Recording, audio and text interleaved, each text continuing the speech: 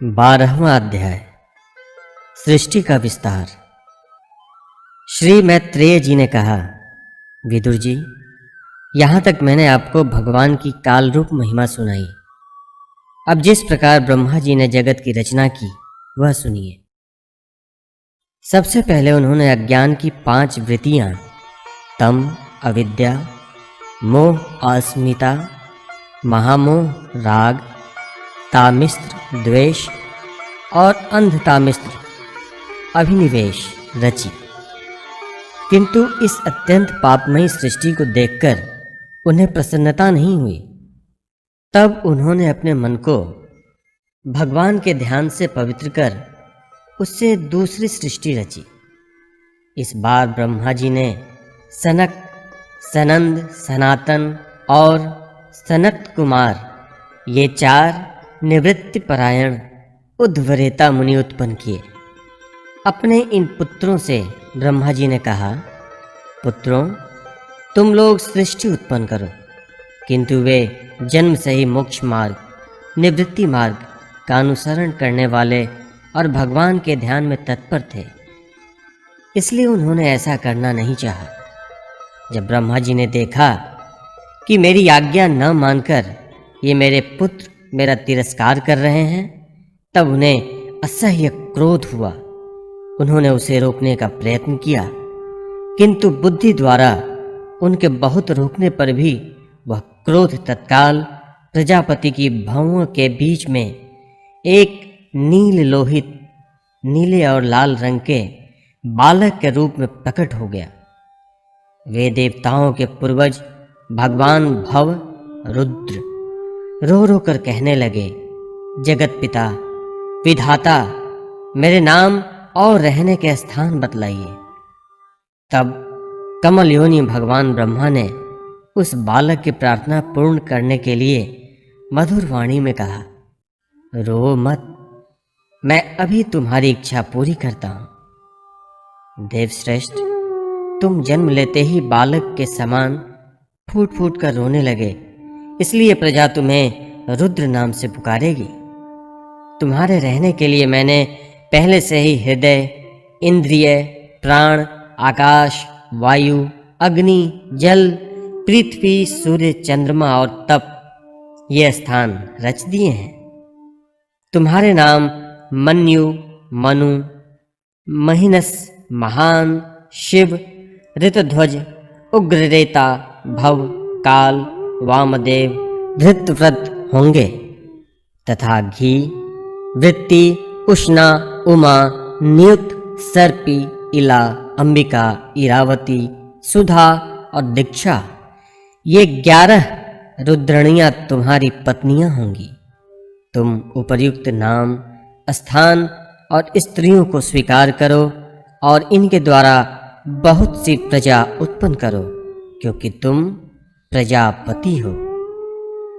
लोक पिता ब्रह्मा जी से ऐसी आज्ञा पाकर भगवान नील लोहित बल, आकार और स्वभाव में अपने ही जैसी प्रजा उत्पन्न करने लगे। भगवान रुद्र के द्वारा उत्पन्न हुए उन रुद्रों को असंख्य यूथ बनाकर सारे संसार को भक्षण करते देख ब्रह्मा जी को बड़ी शंका हुई। तब उन्होंने रुद्र से कहा, सूर्यश्रेष्ठ, तुम्हारी प्रजा तो अपनी भयंकर दृष्टि से मुझे और सारी दिशाओं को भस्म किए डालती है। अतः ऐसी सृष्टि न रचो, तुम्हारा कल्याण हो। अब तुम समस्त प्राणियों को सुख देने के लिए तप करो, फिर उस तप के प्रभाव से ही तुम पूर्णवत इस संसार की रचना करना। पुरुष तप के द्वारा ही इंद्रियातीय, सर्वांतर्यामी, ज्योति स्वरूप श्री हरि को सुगमता से प्राप्त कर सकता है।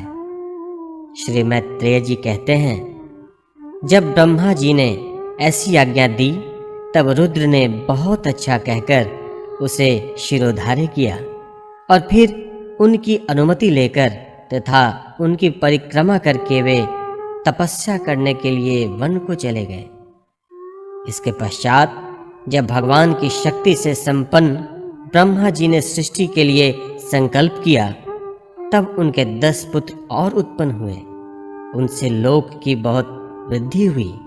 उनके नाम मरीच, अत्रि, अंगिरा, पुलस्त्य, पुलह, क्रतु, भृगु, वशिष्ठ, दक्ष और 10वें नारद थे। इनमें नारद जी प्रजापति ब्रह्मा जी की गोद से, दक्ष अंगूठे से, वशिष्ठ प्राण से, भृगु त्वचा से, क्रतु हाथ से, पुलह नाभि से, पुलस्त्य ऋषि कानों से, अंगिरा मुख से, आत्री नेत्रों से और मारीच मन से उत्पन्न हुए। फिर उनके दाएं स्तन से धर्म उत्पन्न हुआ, जिसकी पत्नी मूर्ति से स्वयं नारायण अवतीर्ण हुए, तथा उनकी पीठ से अधर्म का जन्म हुआ और उससे संसार को भयभीत करने वाला मृत्यु उत्पन्न हुआ। इसी प्रकार ब्रह्मा जी के हृदय से काम, भौंवों से क्रोध, नीचे की होठ से लोभ, मुख से वाणी की अधिष्ठात्री देवी सरस्वती, लिंग से समुद्र, गुदा से पाप का निवास स्थान, राक्षसों की अधिपति निरश्रिति, छाया से देवहूति के पति भगवान कर्मध्वजी उत्पन्न हुए। इस तरह यह सारा जगत जगतकर्ता ब्रह्मा जी के शरीर और मन से उत्पन्न हुआ। विदुर जी, भगवान ब्रह्मा की कन्या सरस्वती बड़ी ही सुकुमारी और मनोहर थी। हमने सुना है एक बार उसे देखकर ब्रह्मा जी काम मोहित हो गए थे। यद्यपि वह स्वयं वासनाहीन थीं, उन्हें ऐसा अधर्म में संकल्प करते देख उनके पुत्र मरीच और ऋषियों ने उन्हें विश्वासपूर्वक समझाया, पिताजी आप समर्थ हैं, फिर भी अपने मन में उत्पन्न हुए काम के वेग को न रोककर पुत्री गमन जैसा दुस्तर पाप करने का संकल्प कर रहे हैं। ऐसा तो आपसे पूर्ववर्ती किसी भी ब्रह्मा ने नहीं किया और न ही आगे ही कोई करेगा। जगतगुरु, आप जैसे तेजस्वी पुरुषों को भी ऐसा काम शोभा नहीं देता, क्योंकि आप लोग के आचरणों का अनुसरण करने से ही तो संसार का कल्याण होता है। जिस श्री भगवान ने अपने स्वरूप में स्थित इस जगत को अपने ही तेज से प्रकट किया है, उन्हें नमस्कार है। इस समय वे ही धर्म की रक्षा कर सकते हैं। अपने पुत्र मरीच आदि प्रजापतियों को अपने सामने इस प्रकार कहते देख प्रजापतियों के पति ब्रह्मा जी बड़े लज्जित हुए और उन्होंने उस शरीर को उसी समय छोड़ दिया। तब उस घोर शरीर को दिशाओं ने लिया, वही कुहरा हुआ जिसे अंधकार भी कहते हैं। एक बार ब्रह्मा जी यह सोच रहे थे कि मैं पहले की तरह सुव्यवस्थित रूप से सब लोगों की रचना किस प्रकार करूं। इसी समय उनके 4 मुखों से 4 वेद प्रकट हुए। इनके सिवा उपवेद, न्याय शास्त्र होता, उद्गाता, अर्धवर्यु और ब्रह्मा, इन 4 ऋत्विजों के कर्म, यज्ञों का विस्तार, धर्म के 4 चरण और चारों आश्रम तथा उनकी वृत्तियां, ये सब भी ब्रह्मा जी के मुखों से ही उत्पन्न हुए। विदुर जी ने पूछा, तपोधन, विश्व रचयिताओं के स्वामी श्री ब्रह्मा जी ने जब अपने मुखों से इन वेदों को रचा तो उन्होंने अपने किस मुख से कौन वस्तु उत्पन्न की, यह आप कृपा करके मुझे बतलाइए। श्री मैत्रेय जी ने कहा, विदुर जी, ब्रह्मा जी ने अपने पूर्व, दक्षिण, पश्चिम और उत्तर के मुख से क्रमशः ऋक, यजुः, साम और अर्थवर्ध वेदों को रचा तथा इसी क्रम से शस्त्र, होता का कर्म, इज्जा, अर्धवर्यु का कर्म, स्तुति, स्तोम, उद्गाता का कर्म और प्रायश्चित, ब्रह्मा का कर्म, इन चारों की रचना की। इसी प्रकार आयुर्वेद, चिकित्सा शास्त्र, धनुर्वेद, शास्त्र विद्या, गांधर्व वेद, संगीत शास्त्र और स्थापत्य वेद, शिल्प विद्या, इन 4 उपवेदों को भी क्रमशः उन पूर्वादि मुखों से ही उत्पन्न किया। फिर सर्वदर्शी भगवान ब्रह्मा ने अपने चारों मुखों से इतिहास पुराण रूप 5वां वेद बनाया। इसी क्रम से षोडशी और उक्त चैन और अग्नि अष्टोम, आत्पर्याम और अतिरात्र तथा वाजपेय और गोसव, ये दो दो याग भी अपने पूर्वादि मुखों से ही उत्पन्न हुए। विद्या, दान, तप और सत्य, ये धर्म के 4 पाद और वृत्तियों के सहित 4 आश्रम भी इसी क्रम से प्रकट हुए।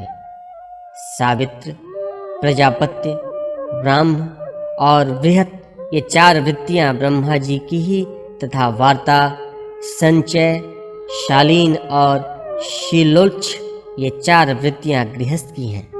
इसी प्रकार वृत्ति भेद से वैखानस, वालख्य, औदुंबर और फेनप, ये 4 भेद वानप्रस्थों के तथा कुटिचक, बहुदक, हंस और निष्क्रिय परमहंस, ये 4 भेद सन्यासियों के हैं। इसी क्रम से अनविक्षिकी, त्रयी, वार्ता और दंड नीति, ये 4 विद्याएं तथा व्याहृतियां भी ब्रह्मा जी के 4 मुखों से ही उत्पन्न हुई तथा उनके हृदयाकाश से ओंकार प्रकट हुआ। उनके रोमों से उष्णिक, त्वचा से गायत्री, मांस से त्रिष्टुप, स्नायु से अनुष्टुप, अस्थियों से जगति, मज्जा से पंक्ति और प्राणों से बृहति छंद उत्पन्न हुआ। ऐसे ही उनका जीव स्पर्श वर्ण, कवर्गादि पंचवर्ग और देह स्वर वर्ण आकारादि कहलाया। उनकी इंद्रियों को उष्म वर्ण श, श, स, ह और बल को अंतःस्थल य, र, ल, व कहते हैं तथा उनकी क्रीड़ा से निषाद, ऋषभ, गांधार, षडज, मध्यम, धैवत और पंचम, ये 7 स्वर हुए। हे तात, ब्रह्मा जी शब्द ब्रह्म स्वरूप हैं। वे बैखरी रूप से व्यक्त और ओंकार रूप से अव्यक्त हैं तथा उनसे परे जो सर्वत्र परिपूर्ण परब्रह्म हैं, वही अनेकों प्रकार की शक्तियों से विकसित होकर इंद्रादि रूपों के भास रहा है। विदुर जी, ब्रह्मा जी ने पहला कामासक्त शरीर, जिससे कुहरा बना था, छोड़ने के बाद दूसरा शरीर धारण करके विश्व विस्तार का विचार किया। वे देख चुके थे कि मरीच आदि महान शक्तिशाली ऋषियों से भी सृष्टि का विस्तार अधिक नहीं हुआ। अतः वे मन ही मन पुनः चिंता करने लगे। अहो, बड़ा आश्चर्य है, मेरे निरंतर प्रयत्न करने पर भी प्रजा की वृद्धि नहीं हो रही है। मालूम होता है इसमें दैव्य ही कुछ विघ्न डाल रहा है। जिस समय यथोचित क्रिया करने वाले श्री ब्रह्मा जी इस प्रकार दैव्य के विषय में विचार कर रहे थे, उसी समय अकस्मात उनके शरीर के 2 भाग हो गए। क ब्रह्मा जी का नाम है, उन्हीं से विभक्त होने के कारण शरीर को काया कहते हैं। उन दोनों विभागों से एक स्त्री पुरुष का जोड़ा प्रकट हुआ। उनमें जो पुरुष था वह सार्वभौम सम्राट स्वयंभुव मनु हुए और जो स्त्री थी वह उनकी महारानी शतरूपा हुई। तब से मिथुन धर्म, स्त्री पुरुष संभोग से प्रजा की वृद्धि होने लगी। महाराज स्वयंभु मनु ने शतरूपा से 5 संता में उत्पन्न की। साधु शिरोमणि विदुर जी, उनमें प्रियव्रत और उत्तानपाद 2 पुत्र थे तथा आकुति, देवहूति और प्रसूति 3 कन्याएं थीं। मनु जी ने आकुति का विवाह रुचि प्रजापति से किया। मझली कन्या देवहूति कर्दमजी को दी और प्रसूति दक्ष प्रजापति को। इन तीनों कन्याओं की संतति से सारा संसार भर गया।